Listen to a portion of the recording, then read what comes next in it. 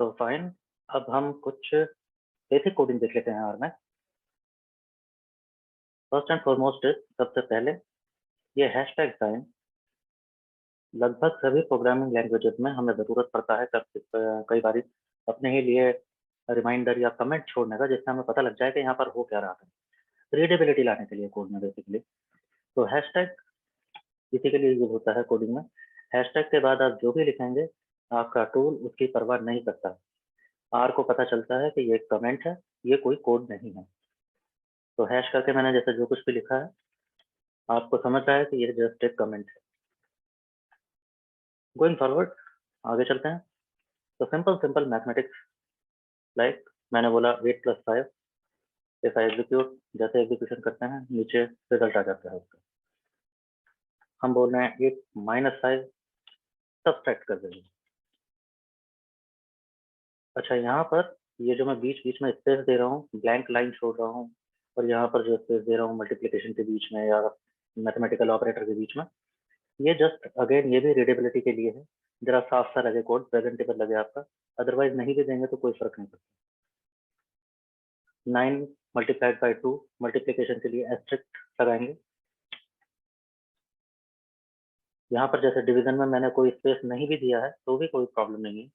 मैं कह रहा हूँ 9 डिवाइडेड बाई 2 और रन करते हैं, आंसर आता है 4.5। अगली बात काम की, जो हमने बचपन में पढ़ा था बोर्ड मास रूल, जैसे यहाँ पर बहुत सारे ऑपरेशंस मैंने एक ही साथ लिखे हुए हैं। तो क्या आर ये कर सकता है? बिल्कुल कर सकता है, लेकिन आर फॉलो करेगा वही बोर्ड मास रूल, जैसा आपको आता है वैसे ही आर को भी आता है। तो पहला प्रेफरेंस रहेगा इन दिस केस डिवीजन को। तो अगर आपने कुछ भी इंटेंशनल नहीं बताया है, सबसे पहला प्रेफरेंस डिवीजन होगा। 20/5 मतलब 4। फिर मल्टीप्लीकेशन होगा, 4 मल्टीप्लाइड बाई 8 32। फिर एडिशन होगा, 32 + 10 42। और लास्ट में सब्सट्रैक्शन -6 42 - 6, तो आंसर आना चाहिए 36। और अगर मैं रन कर दूं इसको तो बिल्कुल वही होता है।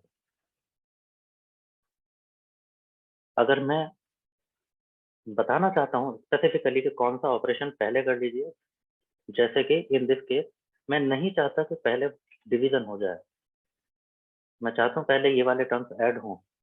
तो वही बोर्ड मास रूल, पहले प्रेफरेंस किस हो जाएगी? ब्रैकेट को। अब पहले ब्रैकेट सॉल्व होगा, तो ब्रैकेट कौन सा सॉल्व होगा? 2 + 3 5, और नीचे वाला ब्रैकेट सॉल्व होगा 5 + 5 10। तो क्या बन जाएगा? 5 डिवाइडेड बाई 10। और अब इसे रन करते हैं तो आंसर आता है वही जो हम सोच रहे थे, 5 डिवाइडेड बाई 10 दैट इज 0.5। कई बार हमें ज़रूरत पड़ेगा रिमाइंडर का कि मैंने कोई डिवीजन किया है जो परफेक्ट डिवीजन नहीं है। जैसा कि ये 9 को अगर 2 से डिवाइड करूं तो परफेक्टली डिवाइड नहीं होता, डेसिमल टर्म आता है, फ्रैक्शन टर्म आता है। और मैं देखना चाहता हूँ कि परफेक्ट जो डिवीजन हो गया वो तो ठीक है, रिमाइंडर क्या बचे। तो उसके लिए हम इसको बोलते हैं मॉड्यूलो ऑपरेटर। यहाँ पर रिप्रेजेंट करते हैं आर में डबल परसेंट साइन। तो 9 को अगर 2 से डिवाइड कर दूं तो 8 तक 2 परफेक्टली जाएगा और जो रिमाइंडर बचेगा 1। तो देखते हैं आंसर क्या आता है। आंसर भी वही आता है 1। और क्या ऑपरेशन कर सकते हैं? कई बार हमें रेस टू द पावर जिसे बोलते हैं एक्सपोनेंट, मैं कैलकुलेट करना चाहता हूँ 3 की पावर 5, यानी 3 × 3 × 3, ऐसा करके 3 × 3 × 3 5 टाइम्स हो जाए। तो दैट इज 3 एक्सपोनेंट 5। रन करके देखते हैं, आंसर आता है 246। तो शायद यही होता होगा। तो ये कुछ मैथमेटिकल ऑपरेशन हमने देखे, तो ठीक है, आर मोर और लेस कैलकुलेटर जितना काम कर लेता है। फिर आते हैं कुछ रिलेशनल ऑपरेटर। रिलेशनल ऑपरेटर्स क्या होते हैं? कंपैरिजन करने के लिए मैं कुछ कंपैरिजन पूछ रहा हूँ आपसे, और इसका आंसर क्या आएगा। अभी तो ये कोई मैथमेटिकल ऑपरेटर नहीं है। मैं 8+7 बोलूँ तो मैथमेटिक्स हो रहा है, मैथमेटिकल एडिशन चाहता हूँ। अभी मैं कह रहा हूँ 8 इज ग्रेटर देन 7, तो आंसर क्या आना चाहिए? आर मेरे को रिप्लाई करता है सही कह रहे हैं आप, 8 इज ग्रेटर देन 7 एक्चुअली। तो इस तरह के और भी रिलेशनल ऑपरेटर्स हैं। ग्रेटर देन है, ऐसे ही ग्रेटर देन और इक्वल टू भी होता है कि ग्रेटर देन हो या कम से कम इक्वल टू तो हो ही। मैं कह रहा हूँ 8 इज ग्रेटर देन और इक्वल टू 8। रन करते हैं तो आर कहता है ट्रू, बिकॉज इक्वल तो है कम से कम। आगे मैं कह रहा हूँ ये लेस देन ऑपरेटर है, मैं कह रहा हूँ 8 इज लेस देन 7। आर कहता है फॉल्स, बिल्कुल सही बात है। ना ये कुछ यूनिक लग सकता है जो लोग बिल्कुल प्रोग्रामिंग से वाकिफ नहीं है।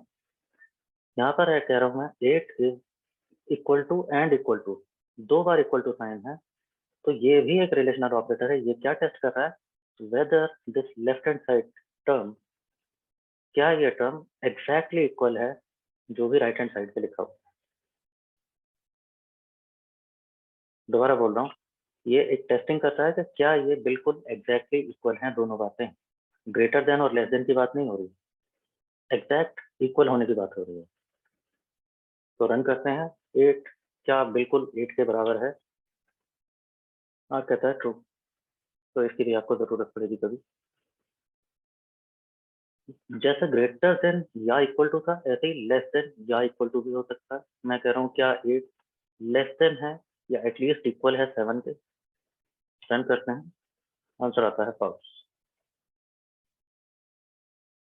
तो ये कुछ रिलेशनल कंपैरिजन हो गए।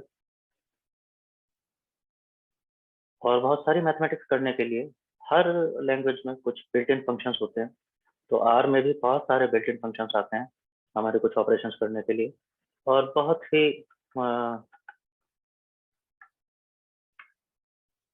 इंट्यूशनल है। लाइक SQRT क्या करता होगा, नाम से ही पता चल रहा है, स्क्वायर रूट कैलकुलेट करने के लिए। तो मैं कैलकुलेट करना चाहता हूँ स्क्वायर रूट ऑफ 2 का, नहीं करते किसी और चीज को कर लेते हैं जिससे दिखाई दे, लाइक 36।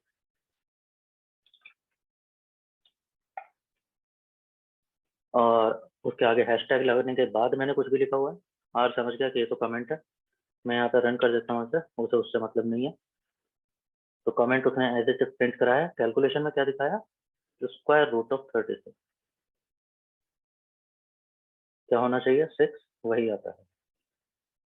एक बिल्ट इन फंक्शन है EXP। EXP EXP 3 का मतलब हुआ e⁻3। जो लोग मैथमेटिक्स बैकग्राउंड से हैं उन्हें पता होगा, ई का मतलब होता है यूलर्स नंबर। ये आगे जब हम लॉग एंटी लॉग की बात करेंगे तो डिटेल में बात करेंगे इसके बाद। बस फिलहाल इतना जान लीजिए, एक्सपोनेंट कैलकुलेट करने के लिए डायरेक्ट फंक्शन अवेलेबल है। तो ई की वैल्यू होती है 2.72, उसकी पावर 3 करें तो 3 की पावर 3 27 हो जाता है। 2.7 की पावर 3 शायद इतना ही होता होगा। साइन ऑफ 5, अगेन जो लोग मैथमेटिक्स पढ़े हैं ये कहीं ना कहीं मिला होगा, साइन थीटा कॉस थीटा। तो sine of 5, but mind you in radian. यहाँ पर हम जो इनपुट दे रहे हैं वो रेडियन में है, डिग्रीज में नहीं है। तो साइन ऑफ 5 इन रेडियन जो भी वैल्यू आती होगी, कॉस 1.5 1.5 इन रेडियन जो भी वैल्यू आती होगी, साइन एंड कोसाइन। इनके बारे में अगर आपको डिटेल थोड़ी सी पढ़नी है तो मैं अभी डिस्क्रिप्शन के लिंक में छोड़ दूंगा, इन मैथमेटिकल फंक्शन की, Euler's number, sign theta, cos theta, all that. और कुछ फंक्शन है जैसे सम फंक्शन के अंदर मैंने कुछ वैल्यूज दी हुई हैं, 2, 5, 10। क्या करता होगा सम फंक्शन, वही जो नाम है इसका, टोटल कर देता है जो भी हमने वैल्यूज बताई हैं। तो सबको ऐड कर दिया, आंसर दिया 17। ऐसे ही और फंक्शन है मैक्स। क्या करता होगा, मैंने कुछ वैल्यूज बताई हैं, उनमें से जो मैक्सिमम वैल्यू होगी वो फाइंड आउट करके दे देगा मुझे। तो मैक्स ऑफ 22, 15 एंड 10 क्या है, 22। इस तरह के बहुत सारे बिल्ट इन फंक्शन हमें मिलेंगे अभी आगे। याद रखने का जरूरत नहीं है, याद करने की नौबत नहीं आएगी। जैसे जैसे आप प्रैक्टिस में आते जाएंगे ये अपने आप टॉप ऑफ द हेड आपको याद रहने लगेगा। अगर ये आपको लगे कि हमें मिलेगा कैसे, हमें कैसे पता चलेगा कौन सा फंक्शन कहाँ यूज करना है, तो उसका भी तरीका हम एक ट्रिक देखेंगे अभी आगे। तो ये कुछ बेसिक सी बातें होंगी। इससे आगे हम कुछ डेटा स्ट्रक्चर्स की और डेटा टाइप्स की बात करेंगे। लेकिन उससे पहले कुछ और चीज़ बता देता हूँ। आपको रेफ़रेंस के लिए ये जो मेरा कोड है इसका लिंक मैं शेयर कर दूँगा डिस्क्रिप्शन में ही। लेकिन फिर भी मैं चाहता हूँ आप अपने आप से ये कोड करें, देखते रहें वीडियो दोबारा देखें, लेकिन कोड अपने आप करें सो दैट आपका हाथ कोडिंग में चलना स्टार्ट हो।